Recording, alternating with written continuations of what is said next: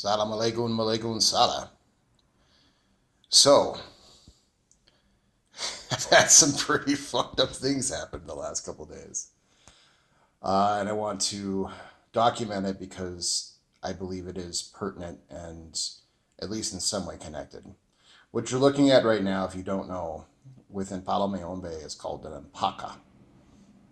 An mpaka is, next to the nganga, probably the most powerful and potent tool of the Palo Mayombe arsenal. It's a portal, and as well as a seeing and a scrying mirror. It is a horn filled with sacred ingredients, capped with a mirror, and with spirits that live inside. And that's all I can say about it.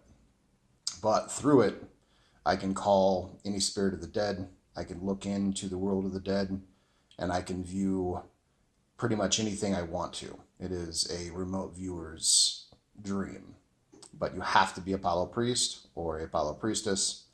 And in large part, most of the modern remote viewing that we know of comes directly, or I should say indirectly, through Palo Mayombe. The CIA could not kill Castro. And it's because he was on his phone with his Palo priests who were telling him, don't smoke that cigar. Don't go down on that redhead who's super attractive and sitting on your desk right now because they've put a powerful poison on her pussy. No, really, they did. The poor girl died. And that's the real crime, actually. So they couldn't kill Castro, no matter how hard the CIA tried. They're very furious about this, very frustrated. And they tried to go to Haiti to learn voodoo and see if they couldn't develop the practices of remote viewing through that, but they didn't like the religious part of it, and the voodoo priestesses and the voodoo priests saw them coming, and good for them, fucked with them. And a lot of those CIA agents never came back from Haiti, and I only imagine what happened to them.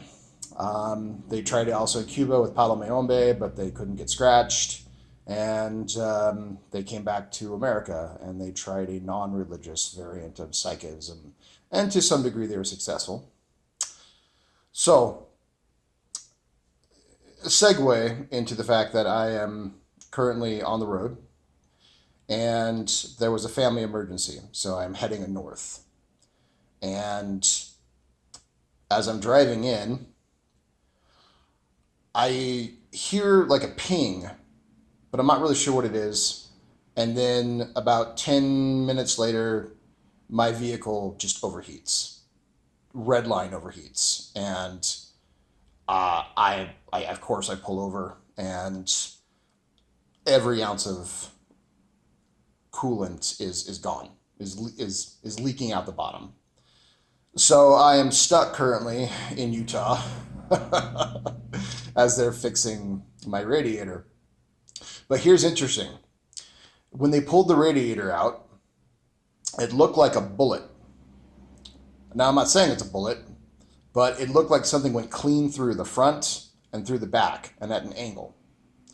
Also, when the tow truck driver arrived, he actually asked, he's like, hey, are you Isaac? And I was like, no, I am not. While I've been here, I have been approached a few times by individuals asking me, hey, how are you?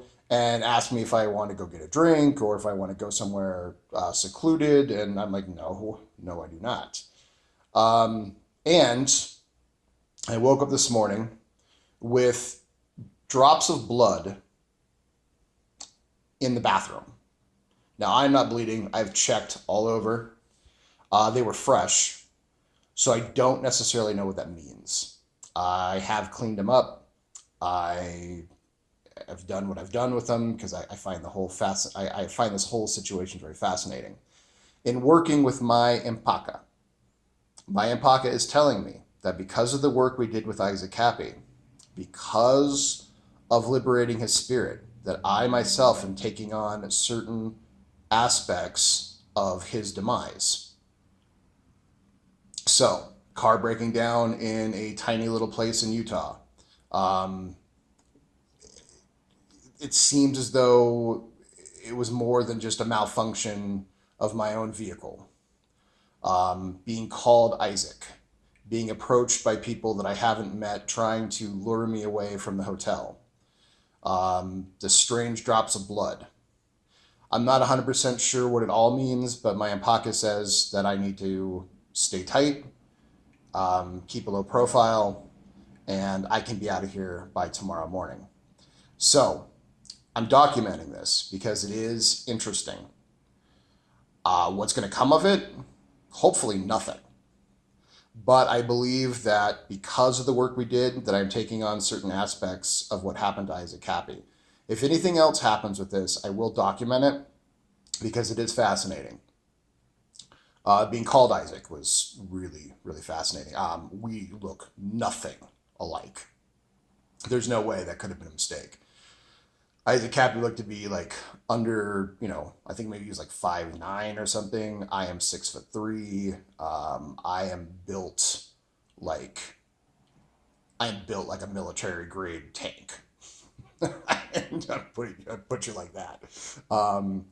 So it's not, it's going to take a lot more to probably take me down. But so there's no way that I could have been mistaken. It's just interesting that the driver would call me Isaac in light of everything else, and now the drops of blood. And so I am working outside of Voodoo right now with Impala Mayombe to keep myself safe, to keep this space spiritually clean, to chase away anything and everything that might be hanging around.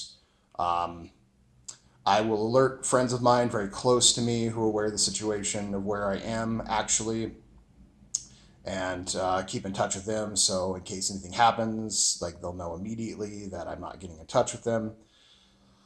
Other than that, that's it. If you guys feel like helping out somehow, let me know. Drop me a line, drop me a message. Definitely say some prayers for me. That would be great. And hopefully I can be out of here tomorrow morning, barring how bad the damage is.